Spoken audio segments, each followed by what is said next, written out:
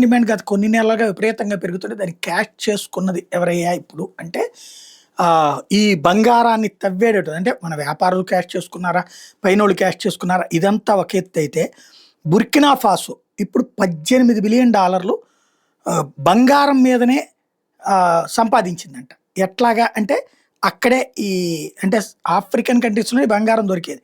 ఆ దొరికేటటువంటి చోట్ల ఆళ్ళ బతుకులేమో బాగుపడల. బట్ ఆ బంగారానికి సంబంధించినటువంటి కొనుక్కుంటున్నోళ్ళు బాగుపడుతున్నారు.